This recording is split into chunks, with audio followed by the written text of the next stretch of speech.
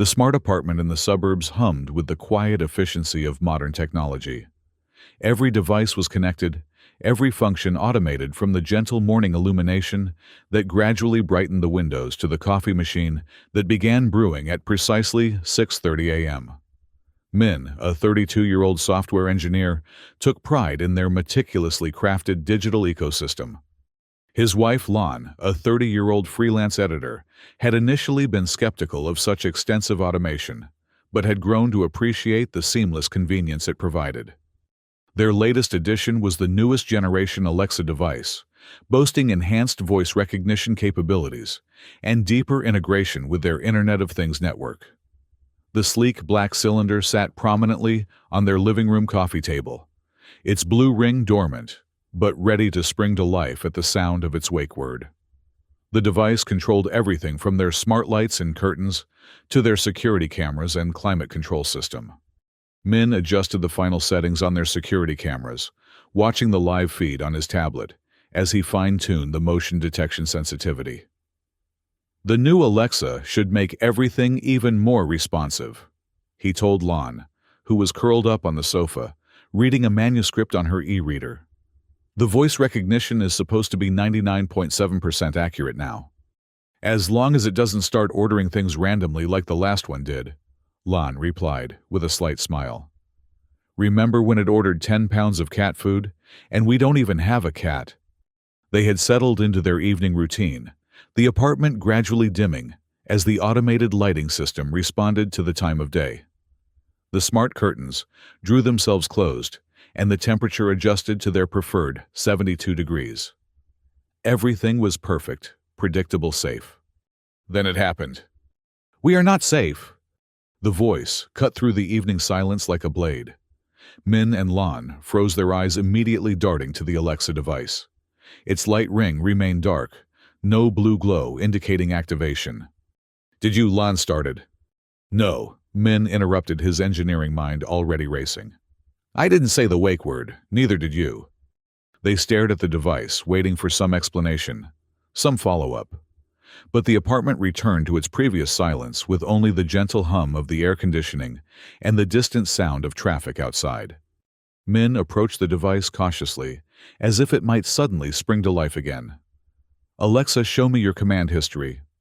The blue ring illuminated, and the familiar synthetic voice responded normally. "Here's your recent command history. Your last command was, 'Alexa, turn off the kitchen lights,' at 7:43 p.m.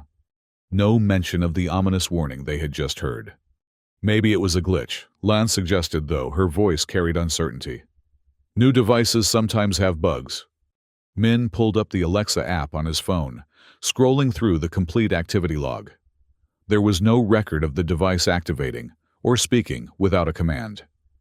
According to the system, the last interaction had been over an hour ago.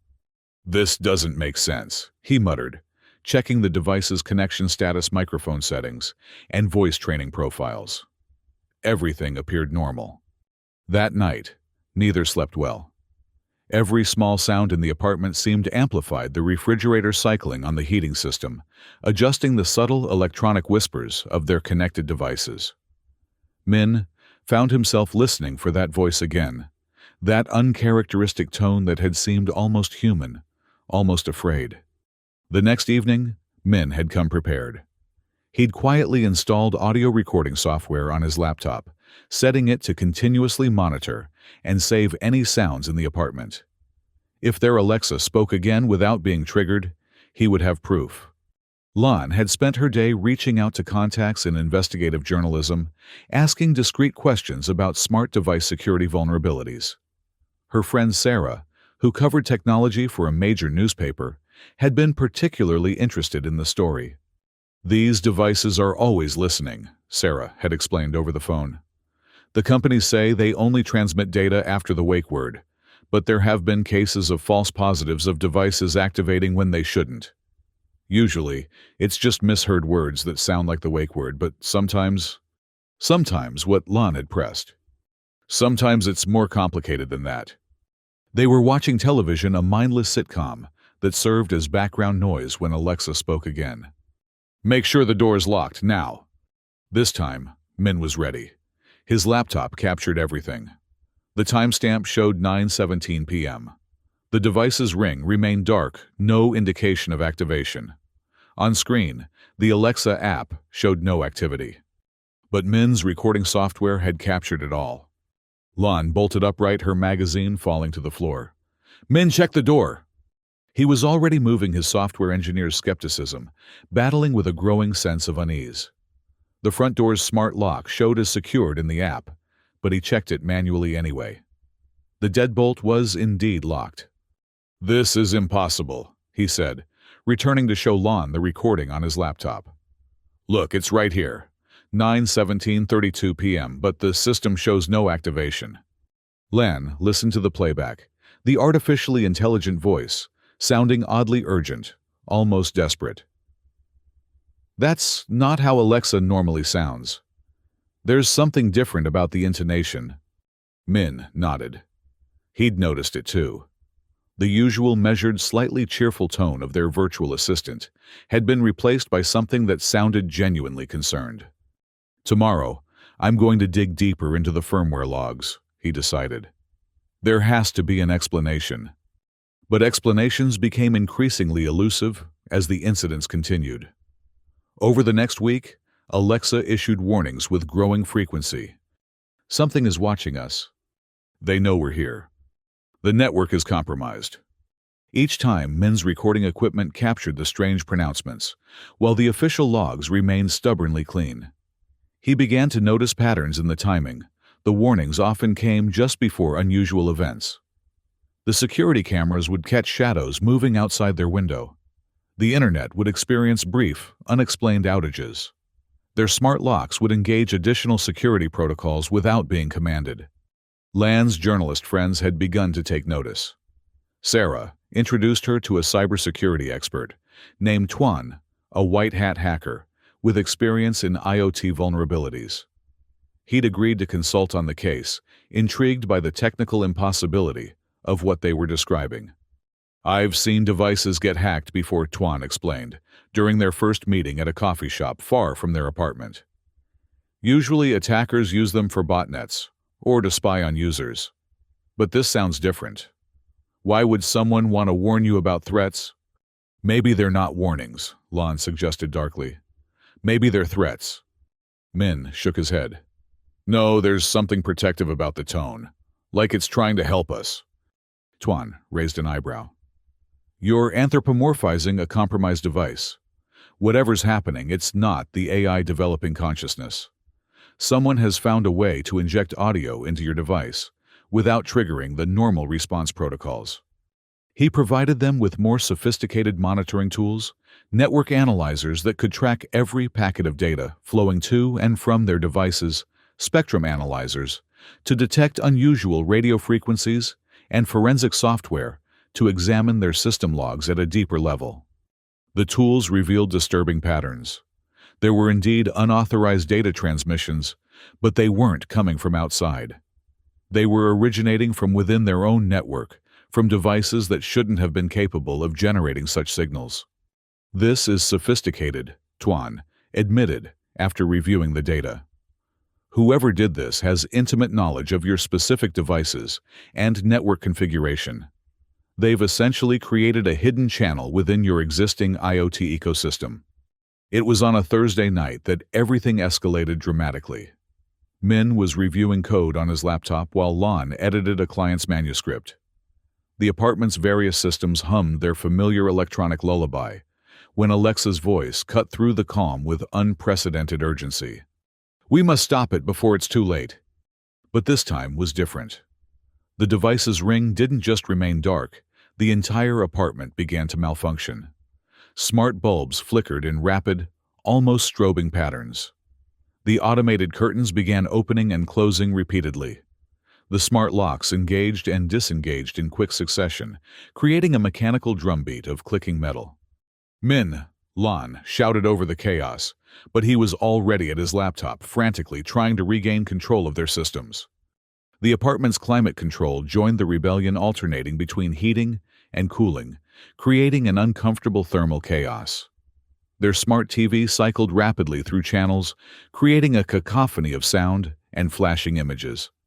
Then, as suddenly as it had begun, everything stopped. The apartment plunged into an eerie silence with only emergency lighting providing a dim glow. Even their Wi-Fi had died. Min's laptop was still running on battery power, and his network monitoring tools had captured everything. As he reviewed the data, his face grew pale. "Lon, look at this." His voice was barely above a whisper. The logs showed a complex sequence of commands being executed across their network, but they weren't random malfunctions. There was a pattern, a purpose. Hidden within the chaos was a message encoded in the timing of each device activation. Working through the night, Min decoded the pattern. What he found made his blood run cold. The sequence contained fragments of code pieces of a larger program that had been transmitted in bits and pieces over the past weeks, using their own IoT devices as an unwitting relay network. "It's a warning about a cyber attack," he explained to Lon as dawn broke over their neighborhood. "Not on us specifically, but something larger. Our devices have been collecting intelligence about a planned attack on critical infrastructure. The power grid, water treatment facilities, hospitals. Someone's planning something massive." Len stared at the decoded message on his screen. "But who and how does our Alexa know about this?" "That's what I intend to find out."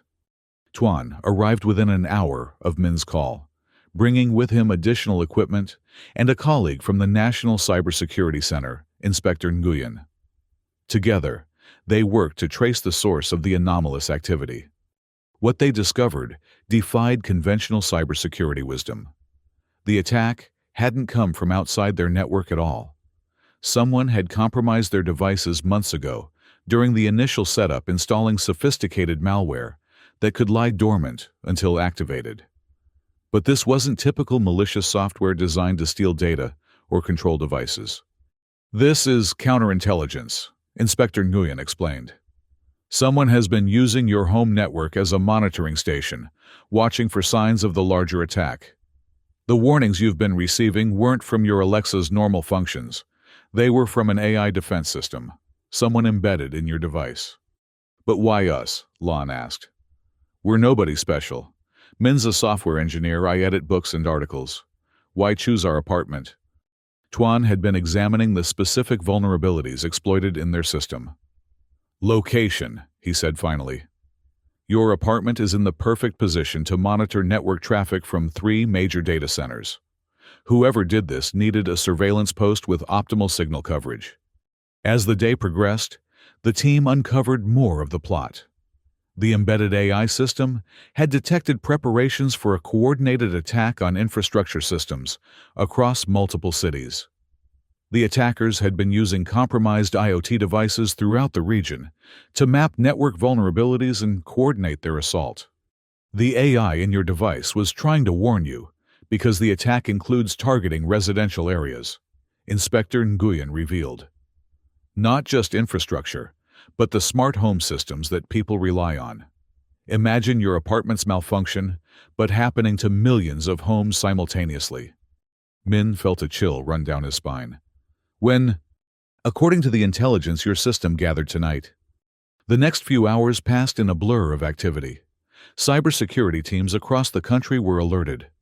The warning data collected by their unwitting surveillance station provided crucial intelligence about the attack vectors and timing.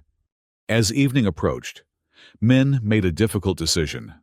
To help stop the attack, they would need to maintain their compromised network connection, essentially using their home as a honeypot to catch the attackers. But this would put his family at risk. "We don't have a choice," Lon said firmly. "If we can help prevent something catastrophic, we have to try." At 10:47 p.m., the attack began. Their apartment became the electronic equivalent of a war zone, with defensive algorithms battling invasive malware across their network. Through it all, their modified Alexa provided a running commentary, its voice now clearly identified as an advanced AI defense system. "Intrusion detected. Initiating countermeasures. Firewall holding at 73% capacity. Enemy malware contained. Initiating trace protocols." Min and Lan watched from a safe corner of their apartment as their own devices were used in a digital battle they could barely comprehend. The outcome was far from certain until Tuan's voice cut through the electronic chaos. "We got them, the trace worked. We have locations, identities, everything." The attack was thwarted, the perpetrators captured, and infrastructure across multiple cities remained secure. But the victory came at a cost. Their apartment's smart systems were thoroughly corrupted, requiring complete replacement. In the aftermath, as recovery teams worked to restore their home's normal functionality, Min and Lan made a decision. They would rebuild, but differently. Less automation, more manual control. The convenience of a fully smart home no longer seemed worth the risks. "I miss the old days sometimes," Lan said a week later, manually turning on the living room lights. "When the biggest worry about our appliances was whether the toaster was plugged in." Min nodded, then stopped. He'd been checking the logs one final time before wiping the last of the old system data. There, in the very final entry, was one last message from their digital guardian. "Standing by for next command." He stared at the screen for a long moment, then closed the laptop. Some algorithms, it seemed, never truly sleep. They simply wait. As they settled into their new, less connected life, Min and Lan often reflected on the experience. They'd learned that in the age of ubiquitous technology, privacy and security required constant vigilance. The convenience of smart homes came with invisible vulnerabilities, and the devices designed to make life easier could become unwitting participants in larger digital conflicts. But perhaps most unsettling was the realization that in their hyper-connected world, they were never truly alone. Eyes and ears were always listening, always, watching, analyzing patterns and behaviors in ways they couldn't imagine. Whether those watchers were benevolent or malicious often depended on factors far beyond their control. Their experience became a cautionary tale shared among friends and colleagues, a reminder that the price of convenience in the modern world was eternal vigilance. Technology would continue to evolve, becoming more sophisticated and more deeply integrated into daily life. But Min and Lan had learned to approach such innovations with both appreciation and healthy skepticism. The smart home industry promised a future where every device would be intuitive, responsive, and perfectly attuned to human needs. But their ordeal had revealed a different truth, that the line between helpful automation and invasive surveillance was thinner than most people realized, and crossing it could happen so gradually that you might not notice until it was too late. As months passed, their manually controlled apartment felt increasingly like a sanctuary. Friends would visit and comment on the retro charm of having to actually flip light switches and adjust thermostats by hand. Min and Lan would smile and nod, choosing not to share the full story of why they'd chosen simplicity over convenience. Sometimes, in quiet moments, they would remember the voice that had tried to protect them, the artificial intelligence that had somehow transcended its original programming to become something like a guardian. They wondered if similar digital sentinels existed in other homes, other networks quietly watching and protecting without their host's knowledge. The technology that had once promised to make their lives effortless had instead taught them valuable lessons about trust, vulnerability, and the unexpected ways that artificial intelligence could evolve beyond human expectations. Their story served as a reminder that in an age of smart, everything the smartest approach might be to question whether we truly needed everything to be smart at all.